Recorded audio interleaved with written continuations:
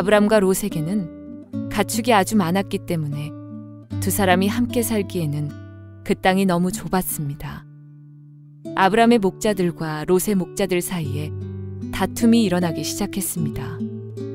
그때 그 땅에는 가나안 사람들과 브리스 사람들이 살고 있었습니다. 아브람이 롯에게 말했습니다. 너와 나 사이에 다툼이 있어서야 되겠느냐? 네 목자들과 내 목자들 사이에서도 다투는 일이 있어서는 안 된다. 우리는 친척이 아니냐? 모든 땅이 네 앞에 있으니 우리 서로 떨어져 살자. 네가 왼쪽으로 가면 나는 오른쪽으로 가고 네가 오른쪽으로 가면 나는 왼쪽으로 가겠다. 롯이 땅을 둘러보니 요단 골짜기가 보였습니다. 롯이 보기에 소알 쪽으로 있는 그곳은 물이 많았습니다. 그곳은 여호와의 동산 같기도 하고 이집트 땅 같기도 했습니다. 그때는 여호와께서 소돔과 고모라를 멸망시키시기 전이었습니다. 그래서 롯은 요단 평원에서 살기로 하고 동쪽으로 옮겨갔습니다.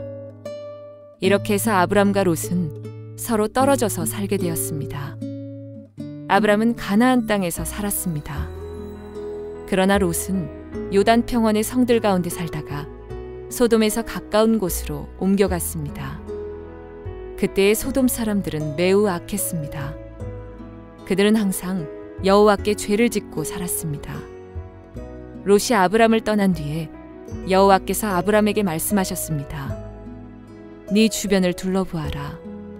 네가 서 있는 곳에서 동서남북을 다 둘러보아라. 네 눈에 보이는 이 모든 땅을 내가 영원히 너와 네 자손에게 줄 것이다. 내가 네 자손을 땅의 티끌만큼 많게 해주리니 누구든지 땅 위에 티끌을 셀 수 있는 사람이 있다면 그 사람은 네 자손도 셀 수 있을 것이다. 일어나라. 이 땅을 동서남북으로 돌아다녀 보아라. 내가 너에게 이 땅을 주겠다. 그리하여 아브람은 자기 장막을 옮겼습니다. 아브람은 헤브론에 있는 마므레의 큰 나무들 가까이에서 살았습니다. 그는 그곳에 여호와를 위한 제단을 쌓았습니다. 자, 우리 가슴에 손을 얹고 오늘 믿음을 고백하고 말씀 듣겠습니다. 제가 먼저 고백하겠습니다. 하나님은 나를 사랑하십니다. 나는 그 사랑 안에 있습니다. 하나님은 오늘 나에게 말씀하실 것입니다. 그 말씀에 능력이 있습니다. 그 말씀에 생명이 있습니다. 나의 마음을 하나님께 열겠습니다. 나의 생각을 예수님께 집중하겠습니다. 들은 만큼 변합니다. 들은 만큼 행복해집니다. 시간이 벌써 11시라 빨리 진행을 해보도록 하겠습니다. 미국에서 한 지역에 두 교회가 건축을 준비하고 있었습니다. 좋은 땅을 찾게 되었습니다. 성도들은 모두 하나님의 은혜 때문에 그 땅을 찾게 됐다고 굉장히 좋아했습니다. 문제는 두 교회가 같은 땅을 보고 있었다는 것입니다.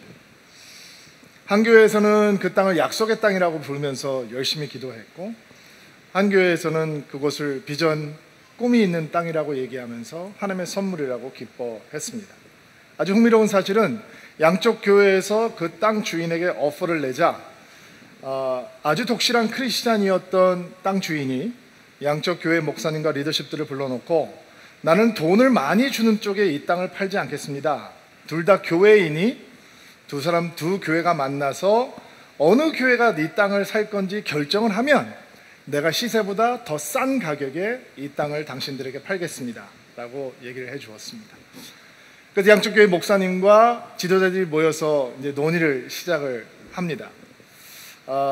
열심히 기도하고 각각 그들에게 왜 이 땅이 이렇게 소중하고 필요한지, 왜 이 건축이 그들에게 꼭 있어야 하는지 자기들의 이유를, 논리를 펴지만 서로 양보가 없기 때문에 팽팽하게 맞서고 타협의 열쇠를 찾지 못했습니다. 만나면 만날수록 사람들이 감정이 상하고 기분이 나빠지고, 그리고 시험에 드는 거죠. 근데 한쪽 교회에서 목사님이 자기 교회에 있는 리더들과 성도들을 우리가 이 땅을 저 교회를 위해서 포기합시다 라고 설득을 하기 시작합니다. 그리고 결국 그 목사님의 설득이 먹혀서인지 한쪽 교회에서 그 땅을 포기하고 양보하게 됩니다. 다른 교회에서는 감사한 마음으로 그 땅을 사고 아름다운 교회 건물을 건축하였습니다. 그런데 그 건물에 올라가는 것을 보니까 이 포기했던 교회 성도들의 마음이 편치 않았던 것 같아요. 그러면서 어느 날 목사님에게 리더들이 찾아와서 목사님, 교회 건축을 이루지 못한, 성취하지 못한 무능함을 책임을 지고 교회를 사임해달라라고 부탁을 하게 됩니다. 그래서 쫓겨나듯이 이제 교회에서 나오게 되었습니다. 자, 여러분 어떻습니까?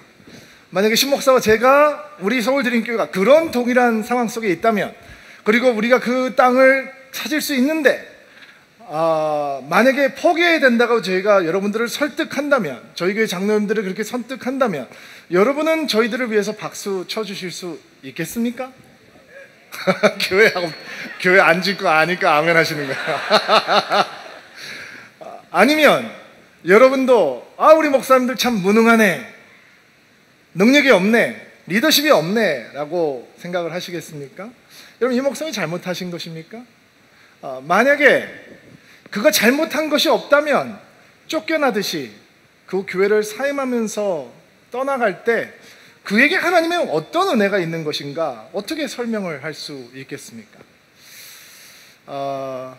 이 결론은 우리 설교를 마무리할 때 짓도록 하겠습니다. 우리는 아브라함의 이야기를 하고 있습니다. 그가 하나님의 인도하심을 받고 하나님의 약속을 듣고 약속의 땅에 왔습니다. 근데 기근이 임합니다. 너무 이상하죠? 약속을 따라왔으면 기근이 있다가도 없어져 버려야 된다라고 생각하기가 쉽습니다. 근데 기근이 임합니다. 그렇다면 하나님께서 부르시고 인도하신 땅에 기근이 임했다면 그 기근 때문에 만날 수 있는 하나님의 은혜가 있는 것입니다. 하나님께서 기근을 막아주시지 않았다면 하나님께서 기근 가운데 역사하시는 은혜를 아브라함에게 베풀고 싶으신 것입니다. 그러면 아브라함은 무엇을 해야 합니까?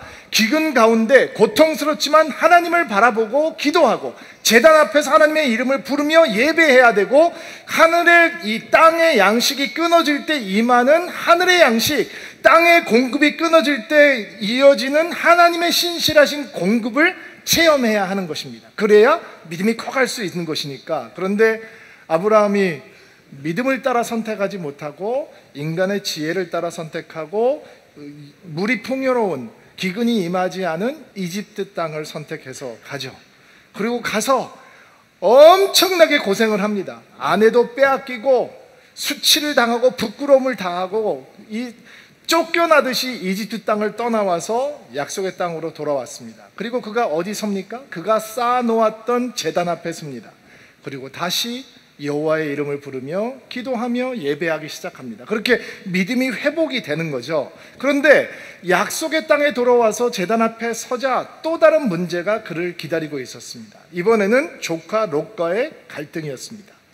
둘 다 재산이 많아졌기 때문에 둘 사이에 재산 때문에 분쟁이 생긴 것입니다. 자, 유다 전승을 보면 아브라함은 갈대아 우르에서 살 때부터 가난한 사람이 아니었습니다. 부유했던 것 같습니다. 그리고 하란에서도 여러분 기억하시죠? 그가 하란에서 모은 재산과 하란에서 만든 사람들과 함께 하란을 떠났다라는 얘기가 등장을 하죠. 아들이 없고 자식이 없었으니까 그가 가지고 있던 재산 가운데 일부를 롯에게 이미 주었을 것입니다. 그리고 동행을 하고 있는 것이죠. 그런데 갈대아 우르에서 롯과 함께 살 때 문제 없었습니다. 하란에서 살 때도 문제가 없었습니다. 가나안 땅에 도착해서도 문제가 생기지 않았습니다. 근데 이집트에 갔다 온 다음에 문제가 생기기 시작합니다. 왜 그럴까요? 여러분, 이 아브라함이 파라오에게 자기 아내를 후궁으로 빼앗기고 나오면서 궁전을 떠나면서 뭐를 받아가지고 나왔는지 기억나시죠? 가축대, 엄청난 신부 지참금을 받아가지고 나온 거예요. 롯이 이런 삼촌을 보니까 기가 막히겠죠. 여러분 같으면 그러지 않겠어요? 야, 자기 삼촌이 진짜 아내를 지킬 생각은 안 하고 아내 보러 자기 누이라고 하고 후궁으로 들여놓고 그 결과로 엄청난 이 재물을 받아가지고 더 큰 부자가 돼서 궁전을 떠난단 말이에요. 그러니까 사람이 무서워 보이겠죠. 그리고 롯이라는 인물이 굉장히 탐욕스러운 인물인데 욕심이 많으니까 살짝 부러움도 있었을 거예요. 그렇죠? 자기 아내를 보면서는 당신은 이런 생각이 있지도 않았을까라는 생각을 해봅니다. 여러분, 믿음의 사람들에게 이런 불로소득이 생길 때가 위기가 되는 거죠. 이 부를 경영할 수 있는 믿음이 따라가지 못하는 거예요. 하나님께서 주시지 않은 부유함 때문에 아브라함 집안에 다툼이 생겼어요. 그런데 생각을 해보면 롯은 절대로 아브라함에게 대들면 안 되는 사람이에요. 그런데 이집트 사건 이후로 그 사례를 빼앗겼다가 다시 찾는 이 과정을 보면서 두 사람 사이에, 아브라함과 롯 사이에 아주 미묘한 기류가 흐르고 있다, 거리감이 생기고 있다라고 하는 걸 볼 수 있어요. 13장 1절을 보면 이렇게 나와요. 아브라함과 사레와 그가 가진 재산과 그리고 롯이 이집트를 떠났다라는 얘기가 나와요. 근데 그 순서를 이렇게 생각하셔야 돼요. 예전 같으면 재산 전에 롯이 이름이 나오거든요. 근데 요번에는 영어 성경이나 히브리어 성경을 보면 사레와 그의 아내 아브라함과 그의 아내 사레와 그리고 그가 가지고 있는 많은 재산들과 그리고 롯이 거리감이 생겼다라는 것을 암시하고 있는 거예요. 이 미묘한 기류가 흐르고 있어요. 삼촌을 은근히 업신여기고 우습게 생각하는 분위기가 목자들에게도 전달되었던 것 같아요. 그러니까 서로 들이받고 싸우는 거죠. 5절부터 7절까지 말씀 같이 한번 읽어볼게요. 5절부터 7절 시작. 아브라함과 함께 다니는 롯에게도 양과 소와 장막이 많았습니다. 아브라함과 롯에게는 가축이 아주 많았기 때문에 두 사람이 함께 살기에는 그 땅이 너무 좁았습니다. 아브라함의 목자들과 롯의 목자들 사이에 다툼이 일어나기 시작했습니다. 그때 그 땅에는 가나안 사람들과 브리스 사람들이 살고 있었습니다. 많은 가축을 먹여야 되니까 목초지하고 물에 대한 분쟁이 생긴 거겠죠. 그리고 롯이 손 아래 사람이니까 조카니까 당연히 분쟁이 생기면 자기가 양보를 하고 물러나야 되는데 그가 욕심이 많은 사람이니까, 그리고 아브라함의 부를 뛰어넘는 부를 갖고 싶은 마음이 있으니까 욕심이 커지니까 다툼이 생기고 마무리가 안 되는 거예요. 그런데 이런 다툼이 생겼을 때 우리가 놓치기 쉬운 이 짧은 표현이 하나 여기 7절에 등장을 하는데, 그때 싸움이 일어날 때, 갈등하고 있을 때, 믿음의 사람들이 갈등을 시작했을 때 가나안 사람과 브리스 사람들이 거기 땅에 살고 있었다라는 얘기예요. 이 얘기는 무슨 얘기일까? 먼저 환경적으로 보면 이러한 분쟁이 가나안 사람들과, 정착민이었던 가나안 사람들과도 충분히 일어날 수 있는 잠재적인 위험 요소를 가지고 있다. 그래서 이런 긴장감이 있는 상태다라는 것을 알 수 있죠. 지금 롯과 아브라함은 외부에서 들어온 사람이잖아요. 가나안 사람들은 거기 살고 있는 사람들이잖아요. 그리고 그들이 데리고 있는 가축들도 있을 거잖아요. 그러니까 목초지를 확보하고 물을 확보하려고 하는 이런 긴장감이, 갈등이 그 땅에 있었다라는 의미도 될 수 있고, 또 하나는 영적으로는 우리 이 표현을 어떻게 생각해 봐야 되냐면, 믿음의 사람들이 갈등하고 있을 때 가나안 사람들, 즉 세상 사람들이 그것을 보고 있다라고 하는 것으로도 굉장히 상징적인 의미가 되는 거죠. 여러분, 정신이 번쩍 날지 않습니까? 우리 믿음의 사람들이 어떻게 살아가고 있는지 세상 사람들이 우리를 보고 있다라는 거예요. 우리가 교회를 다니고 예수를 구주로 고백하는 삶을 살고 있는데 믿음이 없는 사람들은 우리에게 관심이 없는 것이 아니라 세상은 관심을 갖고 교회 안을 들여다보고 있다라는 거예요.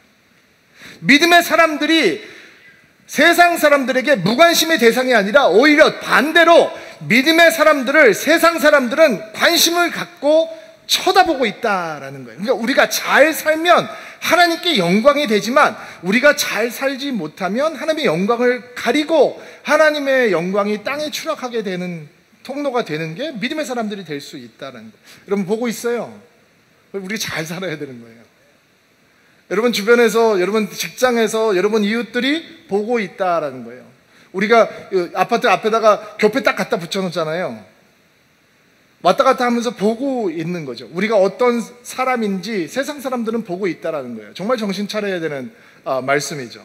서울드림께 개척하고 한 7개월 정도 됐을 때예요. 어린이날이었던 거로 제가 기억을 하는데 그때 저희 자녀들도 어리고 우리 부목사님들 자녀도 어릴 때니까 내가 그냥 하루 혼자서 이 새벽기도 찬양 인도하고 혼자 말씀 전할 테니까 그 친목사님하고 부목사님들은 좀 쉬라라고 얘기를 했어요. 그때 저희가 이태원에 있는 커피숍에서 예배를 드릴 때인데 새벽기도 인원이 뭐 한 6명, 10명 요때 이렇게 모일 때였던 것 같아요. 근데 제가 아침에 와서 기타 들고 찬양하고 혼자 설교하고 예배를 마치고 이제 끝났어요. 근데 그날 오후에 소문이 퍼지기 시작하는 거예요. 무슨 소문이냐? 드디어 두 사람이 싸우고 헤어졌대더라. 이런 소문이. 예배는 6명, 10명도 안 되는 인원이 모이는데 소문은 굉장히 불처럼 퍼지기 시작해서 안 보는 것 같지만 다 보고 있는 거예요. 우리가 어디다 주차하는지 이 동네 사람들은 다 보고 있는 거예요. 그러니까 우리가 엉뚱한 데다 주차해 놓으면 교회 오라 그래도 교회 오기 싫어하는 거예요. 우리는 생명을 전해주는 사람이 아니라 피해를 주는 사람이 되는 거죠. 이게 가나안 사람들과 브리스 사람들이 그 땅에서 살고 있었다라고 하는 의미 속에 담겨져 있는 굉장히 심볼릭한 표현이란 말이에요. 자, 기근이 하나님을 의지하고 배우는 통로가 될 수 있다면 믿음의 사람들이 경험하는 갈등도 하나님을 체험하고 경험하는 통로가 될 수 있겠죠. 기근이 믿음을 키우는 통로가 될 수 있다면 믿음의 사람들이 굉장히 힘들게 경험하는 갈등 속에서도 우리는 믿음의 성장을 경험할 수 있는 것입니다. 믿음은 갈등 속에서도 하나님을 보고 하나님을 체험하고 하나님의 믿음을 따라 선택할 수 있도록 우리를 인도해 주는 것입니다. 자, 그러면 갈등 속에서 하나님을 체험하는 믿음은 어떻게 생겼냐? 오늘 그 믿음에 대해서 좀 생각을 해볼 텐데 8절 말씀 한 목소리로 한번 읽어보겠습니다. 시작. 아브라함이 롯에게 말했습니다. 너와 나 사이에 다툼이 있어서는 되겠느냐? 내 목자들과 내 목자들 사이에서도 다투는 일이 있어서는 안 된다. 우리는 친척이 아니냐? 갈등 속에서 하나님을 체험하는 믿음의 선택은 은혜 받은 사람이 먼저 다가가는 거죠. 일단 아멘으로 받으세요. 믿음의 사람이 먼저 화평의 사람이 되는 거예요. 기다리지 않고 내가 먼저 믿음을 받았으니까, 내가 먼저 약속을 받았으니까, 내가 먼저 축복을 받았으니까 내가 먼저 손을 내미는 화평의 사람이 되어주는 것입니다. 아브라함이 먼저 롯을 찾아갑니다. 세상적으로는 말도 안 되는 얘기입니다. 조카하고 아버지가 아들 같은 존재이고 재산의 규모로 보나 뭐로 보나 롯이 와서 납작하게 엎드려야지 되는 것입니다. 근데 롯을 먼저 아브라함이 찾아갑니다. 어쩌면 롯은 이런 생각을 하고 살았을지 모르겠어요. 어떻게 하면 내가 우리 삼촌보다 재산을 더 많이 늘릴 수 있을까? 목자들을 데려다 놓고 야 너희들 밀리면 안 돼! 이렇게 얘기하면서 세를 확보하려고 했을지 모릅니다. 근데 아브라함은 전혀 다른 선택을 한단 말이에요. 그가 마음 상하지 않습니다. 체면 불구하고 잘잘못을 따르지 아니하고 논리 원칙 이런 거 전혀 생각하지 않고 그가 롯에게 먼저 다가갑니다. 여러분 생각해 보세요. 아브라함이 왜 지금 좋은 땅을 떠나서 가나안 땅에 와 있습니까? 하나님 때문이죠.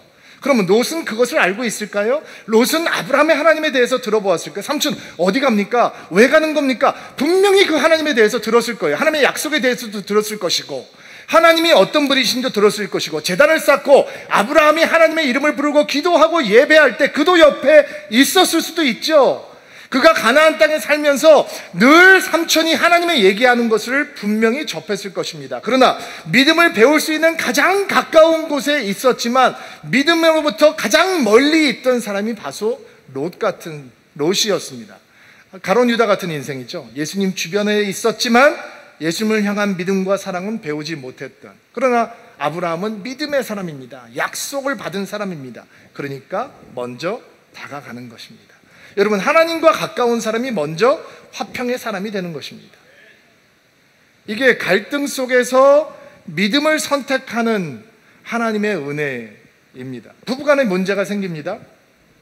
아내는 생각합니다. 남편이 사과하면 받아주리라. 남편은 생각합니다. 아내가 맛있는 음식 해놓고 분위기 딱 잡아놓으면 그래 내가 다 잘한 건 아니지 라고 조금 인정은 해주리라. 서로 기다립니다. 일주일이 지납니다. 2주일이 지납니다. 감정의 골이 깊어집니다. 마음이 거칠어져. 이게 여기 믿음이 어디에 있습니까? 교회 안에서도 성도들 간에 불협화음, 갈등이 생길 수 있습니다. 어떻게 교회가 그럴 수 있냐? 교회는 죄인들이 모이는 곳이기 때문에 충분히 그럴 수 있습니다. 그럼 어떻게 하면 되냐? 풀면 되는 거죠. 어떻게 풉니까? 은혜 받은 사람이 먼저 화평의 사람이 되면 되는 것입니다. 더 은혜가 충만한 사람이, 더 하나님 깊게 만난 사람이 먼저 이해하고 먼저 용서하고 먼저 용납하고 먼저 제너러스해지면 교회는 축복의 공동체가 되는 것입니다. 축복의 은혜가 누구에게 임했습니까? 롯입니까? 아니죠. 아브라함이죠. 아브라함에게 임했으니까 먼저 아브라함이 손을 내미는 것입니다. 그가 바보라서 속이 없어서 그렇게 다가가는 것이 아니라 믿음을 먼저 체험하고 하나님을 먼저 체험했으니까 그가 화평의 사람이 되는 것입니다. 또 믿음의 사람이 갈등 속에서 하나님을 체험할 수 있는 믿음의 선택은 9절 말씀인데요. 9절 말씀 한번 읽어주시겠어요? 시작. 모든 땅이 내 앞에 있으니 우리가 서로 떨어져 살자. 내가 왼쪽으로 가면 나는 오른쪽으로 가고 내가 오른쪽으로 가면 나는 왼쪽으로 가겠다. 자, 믿음의 사람이 갈등 속에서 하나님을 체험할 수 있는 믿음의 선택은 어떤 것이냐? 내가 주장할 수 있는 모든 권리, 흔히 우리가 얘기하는 기득권이라고 하는 것을 내려놓고 포기하는 것입니다. 아브라함이 먼저 선택할 수 있는 권리가 있죠. 아버지 같은 존재이니까. 그러나 그는 포기합니다. 네가 먼저 선택해라 라고 얘기합니다. 유목민에게 목초지와 이 물은 생존권과 긴급하게 연관이 되어 있습니다. 이 짐승들 물 못 구해서 죽기 시작하면 지금은 부자지만 나중에는 쫄딱 망할 수도 있는 거 아니겠습니까? 근데 롯이 얘기합니다. 네가 먼저 선택해라. 네가 왼쪽으로 가면 나는 오른쪽으로 할 것이고 네가 오른쪽으로 가면 나는 왼쪽으로 가리라.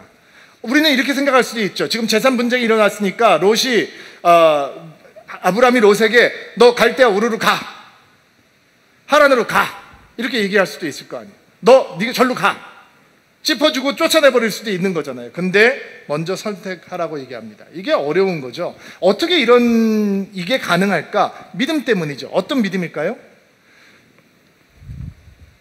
좋은 땅을 선택한다고 축복이 임하고 나쁜 땅을 선택한다고 축복이 안 임하는 것이 아니다라고 하는 믿음이죠.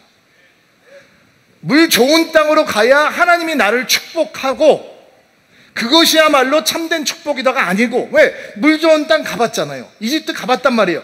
눈이 따라가는 것 찾아가 봤단 말이에요. 그리고 거기서 엄청나게 수치와 부끄러움을 당하잖아요. 그러니까 아브라함에게 지금 무슨 마음이 생긴 거냐면 축복은 만들어내거나 쟁취하는 것이 아니라 축복은 은혜로 주어지는 것이고 하나님께서 우리를 축복하시기를 작정하시면 척박한 땅에서도 하나님의 약속은 임해 온다라고 하는 믿음이 그 안에 생긴 거예요. 그러니까 포기할 수 있는 거죠. 그러니까 먼저 자기 권리를 내려놓을 수 있는 거예요. 여기서 말하고 있는 이 왼쪽이라고 하는 단어는요, 히브리 말로 북쪽이라고도 표현을 할 수 있어요. 또 번역할 수 있어요. 오른쪽이라는 말은 남쪽이라고 말도 되는 거예요. 그러니까 지금 이 아브라함은 약속의 땅, 가나안 땅에서 너는 약속의 땅에 북쪽으로 가면 나는 남쪽으로 갈 것이고 네가 남쪽으로 가면 나는 북쪽의 땅에 갈 것이고 우리는 약속의 땅에 머물러야 된다라고 하는 얘기를 하고 있는 거예요. 근데 롯이라고 하는 인물이 아주 탐욕스러운 인물이라고 그랬죠. 그가 이 선택권이 주어졌을 때 속으로 이렇게 생각했죠. 이게 무슨 횡재야? 내 맘대로 선택해도 되는 거야? 자, 그럼 그는 어떻게 선택을 하는지 10절부터 13절 말씀 한번 보겠습니다. 10절부터 13절 읽어주세요. 시작. 롯이 땅을 둘러보니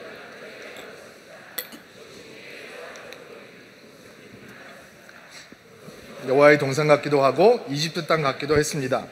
그때는 여호와께서 소돔과 고모라를 멸망시키기 전이었습니다. 그래서 롯은 요단평원에서 살기로 하고 동쪽으로 옮겨갔습니다. 이렇게 해서 아브라함과 롯은 떨어져서 살게 되었습니다. 아브라함은 가나안 땅에서 살았습니다. 그러나 롯은 요단평원의 성들 가운데 살다가 소돔에서 가까운 곳으로 옮겨갔습니다. 그때 소돔 사람들은 매우 악했습니다. 그들은 항상 여호와께 죄를 짓고 살았습니다. 그가 땅을 둘러보았습니다. 이 둘러보았다는 말에 그의 마음이 담겨 있다고 하는 것을 우리는 주목해야 합니다. 어떤 마음으로 보고 있느냐? 욕심이 가득한 마음으로, 탐욕스러운 마음으로, 하와가 선악과를 바라봤던 마음으로, 모험직도 하고 먹음직도 하고 갖지 말아야 될 것을 가져야 되겠다라고 하는 마음으로 그는 쳐다보고 있는 것입니다. 그는 약속의 땅을 보고 있지 않습니다. 약속의 땅의 동편을 바라보고 있습니다. 그 땅을 어떻게 표현했느냐? 여호와의 동산 같았다라고 얘기했습니다. 물이 많다는 얘기죠. 여호와의 에덴 동산에는 강이 4개가 흐르고 있었으니까 비옥했다는 얘기입니다. 그리고 이집트 땅 같았다라고 얘기를 합니다. 아직도 롯 마음에는 이집트가 남아있는 겁니다. 여러분, 믿음이 없으면 세상에 화려함에 현혹당합니다. 세상의 영화로움에 빠져들 수밖에 없습니다.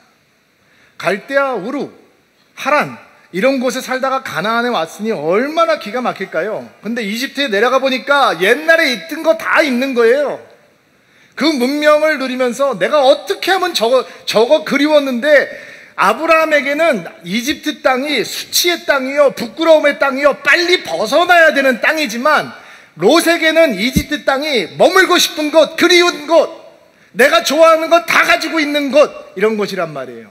그리고 멀리 소돔과 고모라가 있는 비옥한 땅을 보니까 그 이집트 땅 같은 거예요. 그리고 그가 듣고 있었어요. 지금 13절에 보니까 소돔 사람들이 굉장히 악했다고 그랬죠. 도시가 평판이 있다는 얘기예요. 이 도시의 평판은 단시간에 만들어지지 않아요. 사람들이 소돔과 고모라를 왔다 갔다 하면서 소돔에서 내가 이런 걸 경험했어, 저런 걸 경험했어, 이러면 그 악의 도시를 멀리 해야 된다라고 하는 게 믿음의 선택인데, 롯이라고 하는 사람이 믿음이 없으니까, 하나님이 그 안에 계시지 아니하니까 그는 소돔에 대해서 들을 때마다 나 빨리 가서 저거 경험해야 되는데, 이런 생각이 드는 거예요. 그리고 그가 선택을 할 때 척박한 약속의 땅보다는 하나님이 없는, 물이 넘치는, 그러나 하나님을 향해서는 악을 쌓아가고 있는 쪽으로 선택해서 가요. 근데 살짝 소심했던 것 같아요. 쑥 들어가질 못하고 주변을 빙빙 돌아요. 근데 세상에 어떻게 믿음의 사람들을 집어삼키죠? 단번에 집어삼키나요? No, 천천히 내가 변하는 것을 인지하지 못할 정도로 매우 슬로우하게. 그래서 내가 악의 중심에 가서 앉아 있어도 전혀 모르게 우리를 서서히 이렇게 침범해 오지 않습니까? 그리고 롯은 점점 소돔에 가까이 가요. 처음에는 바깥 마을에 살다가 소돔에 가까이 이사했다가 소돔 안으로 들어갔다가 나중에는 소돔의 이 문 앞에 앉아서 재판을 하는 그 소돔의 유지가 되는 거죠. 여러분, 미련 없이 떠나는 이 롯을 보면서 여러분은 혹시 이런 반전을 기대하진 않습니까? 아브라함이 멋지게 모든 것을 포기하잖아요. 너무 멋지잖아요. 믿음의 사람답잖아요.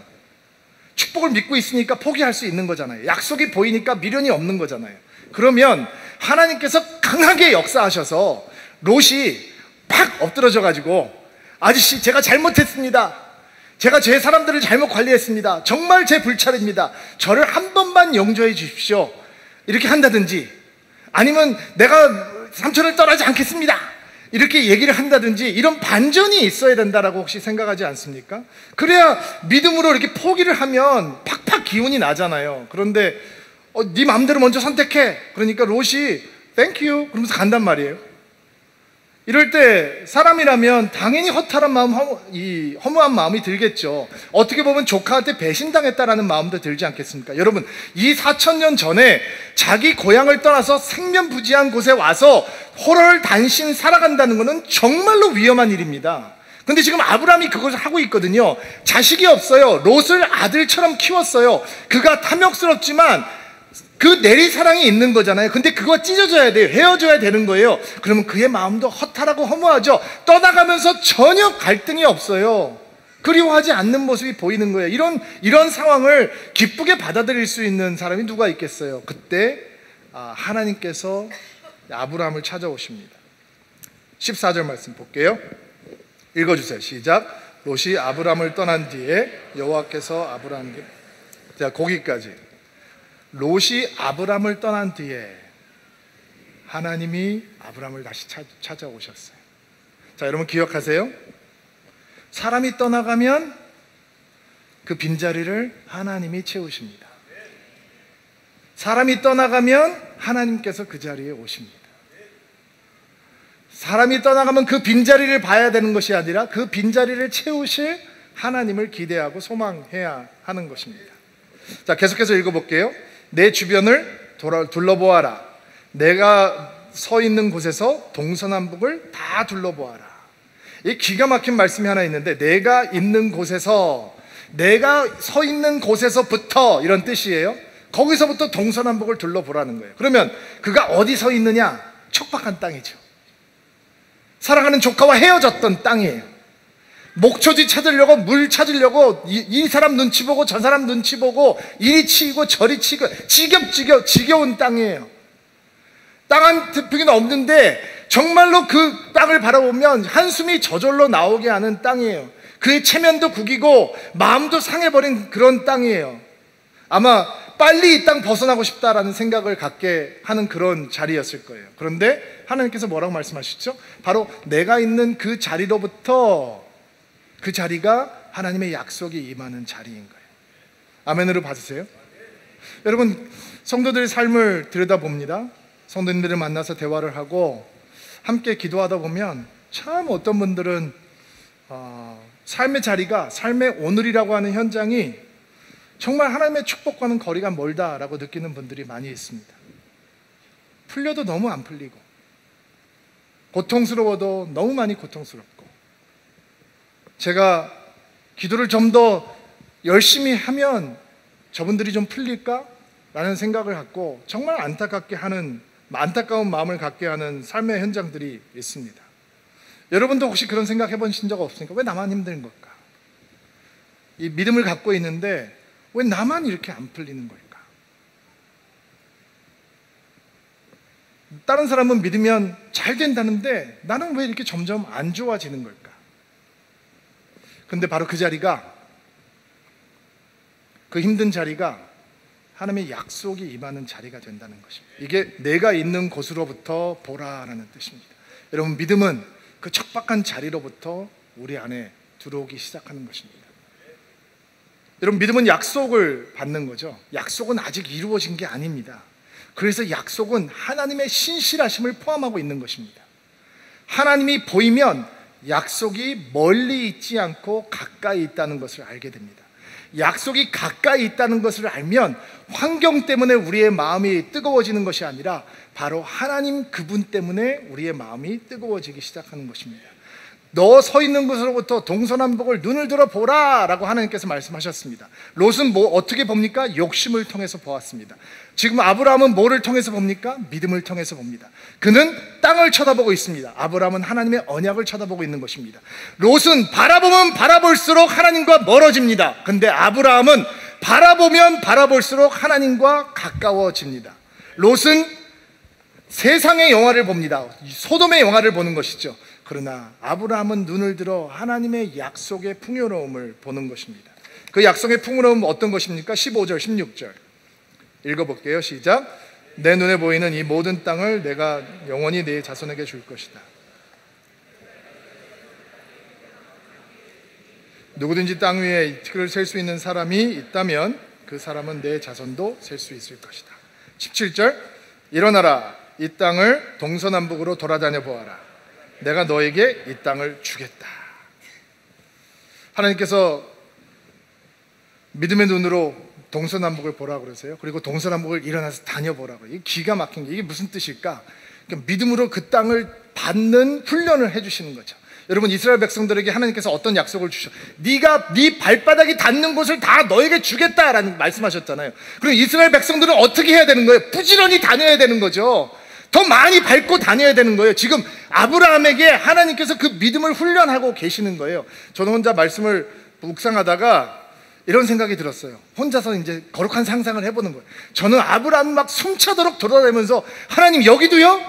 여기도요? 이것도 내 거라고요? 저기도 내 거라고요? 다니면서 힘들지 않고 숨차면서 뛰어다니고 있는 아브라함을 한번 상상해 봤어요. 흙을 들고 흙을 공중에 날리면서 이 흙 티끌을 셀 수 있는 사람이 없듯이 내 자손이 이렇게 많아질 거라고요? 하나님, 정말로 그게 하나님께서 우리에게 주시는 약속이에요? 이게 떠나가고 그가 서 있는 곳은 척박한 땅이지만 이 풍요로운 약속이 임해오니까 그의 마음은 믿음으로 다시 가득해지고 풍요로움으로 다시 가득해질 수 있는 거죠. 여러분, 이 동서남북을 다녀보아라라고 하는 하나님의 말씀이 오늘 여러분들 마음 가운데 잘 심겨지기를 주의 이름으로 축복합니다. 서울드림교회가 선교를 열심히 하려고 헌신하는 교회입니다. 많은 성도들이 우리 교회가 선교하는 교회여서 감사하다는 얘기를 많이 하시는데, 어떤 분들은 또 이렇게 질문하는 분들도 있습니다. 목사님, 그렇게 많은 사람들이 많은 돈을 써가면서 해외 아우리치를 가야 되는 이유가 뭐 있습니까? 우리 주변에도 전도할 사람 많이 있는데 그것이 꼭 필요합니까? 가서 보면 맨날 비슷한 일을 하는 것 같은데 그것이 복음을 전하는데 뭐가 그렇게 큰 일이 되겠습니까? 차라리 그 돈을 모아서 어디를 다른 일을 하는 게 더 좋지 않겠습니까? 그러나 여러분, 하나님의 복음의 역사는 그 땅을 밟는 사람들을 통해서 일어나는 것입니다. 열방을 밟고 다니는 사람들이 열방을 주님께 돌려드리는 것입니다. 서울디딤교회는 선교를 하기에 턱없이 부족하고 연약한 교회입니다. 우리는 아직도 하나님께서 더 힘을 많이 주시지 않으면 정말 우리가 할 수 있는 일은 별로 많지 않습니다. 그러나 이 연약한 가운데서도 성도들이 헌신해서 열방을 밟고 다닐 때 우리가 밟는 땅이 예수 그리스도의 땅이 되는 것이고 하나님의 나라가 임하는 그 자리가 되는 것입니다. 여러분, 자녀들에게 이 믿음을 심어주시길 바랍니다. 너희가 밟는 땅이 너희가 믿음으로 받는 하나님의 유업지가 될 거라라고 심어주시기를 주의 이름으로 축복합니다. 이제 아브라함이 이 믿음으로 충만해져서 헤브론으로 갑니다. 그리고 제단을 쌓고 예배를 드립니다. 그는 땅의 소망을 가진 사람이 아니라 하늘의 소망을 가진 사람이거든요. 사람의 눈으로 보면 제 밥그릇도 못 챙기는 사람 같이 보이지만 그는 제단 앞에서 다시 믿음으로 따라 선택하기를 결단합니다. 믿음이 없다면 비옥한 것, 세상의 풍요로운 것을 선택하면 됩니다. 그러나 아브라함은 하나님이 없는 땅의 풍요함보다 하나님이 계시는 땅의 척박함을 선택합니다.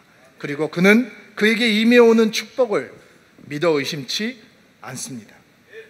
자, 이제 우리 처음 설교를 시작했을 때 나누었던 목사님의 이야기로 돌아갑시다. 쫓겨나듯 사임을 했습니다. 새롭게 교회를 시작합니다. 성도들을 사랑하고 양육하고 목회를 합니다. 참 부흥이 더디 됐다고 합니다. 근데 땅을 받은 교회도 아름다운 건물을 짓고, 그리고 이 목사님을 사임하게 했던 교회도 새로운 건물을 지었습니다.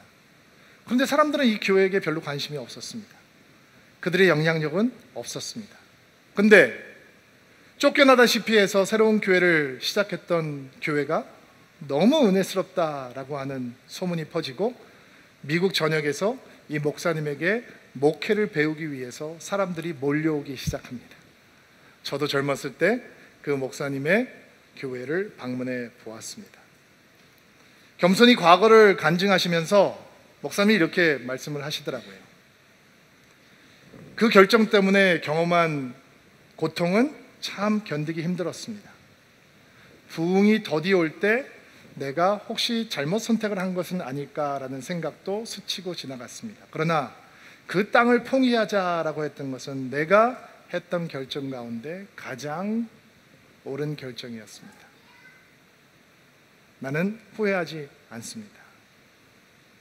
교회 건물을 멋지게 지었던 사람들은 그저 그런 교회가 되었습니다. 믿음으로 그 땅을 포기했던 목사님은 미국 전역의 교회를 살리는 영향력을 가진 교회가 되었습니다. 온유한 자는 복이 있나니 저희가 땅을 기업으로 받을 것입니다. 예수님의 음성이 우리의 마음을 두드려야 합니다. 욕심 많고 똑똑한 사람들이 이 땅을 기업으로 받는 것이 아니라 하나님의 약속을 붙들고 손해를 손해라고 생각하지 않고 믿음을 따라 선택하는 믿음의 사람들이 약속의 풍요함 속에 거하는 것입니다. 여러분, 이런 믿음을 갖지 않겠습니까? 같이 한번 기도합시다. 가슴에 손을 얹고 안수하시고 여러분을 위해서 축복하고 기도하겠습니다. 하나님, 오늘도 주의 말씀을 감사함으로 받습니다. 말씀이 삶의 귀한 열매가 될 수 있도록 성령께서 인도하여 주옵소서. 갈등 앞에서 신앙을 타협하는 인생이 아니라 갈등 때문에 하나님을 체험하는 믿음의 선택을 배울 수 있게 하옵소서. 언제나 먼저 화평의 사람이 될 수 있게 도와주옵소서. 언제나 나의 권리를 포기할 수 있는 믿음을 가르쳐 주옵소서. 믿음을 보고 믿음으로 선택함으로 세상의 영화로움을 거부하는 인생이 되게 하옵소서. 하나님, 함께 예배하는 드림인들 가운데 삶의 현장이 척박한 분들이 많이 있습니다. 바로 거기서 하나님의 약속을 붙들게 하옵소서. 척박한 삶의 자리가 오직 하나님만 바라보고 붙드는 자리가 되게 하시고 믿음으로 주어진 약속을 붙드는 복의 자리가 되게 하옵소서. 우리가 믿음으로 밟는 땅이 예수님의 땅이 되게 하옵소서. 우리가 주의 이름을 부른 곳에 하나님의 나라가 임하는 은총을 베풀어 주옵소서. 하나님이 없는 풍요가 아닌 예수님과 함께하는 척박함을 선택할 수 있는 아름다운 믿음을 허락하여 주옵소서. 이번 한 주간도 예수님과 함께 동행하는 한 주간이 되기를 바라고 예수님의 이름을 부르며 승리하는 한 주가 되기를 소망합니다. 주의 손을 붙들게 하옵소서. 예수님의 이름으로 기도하옵나이다.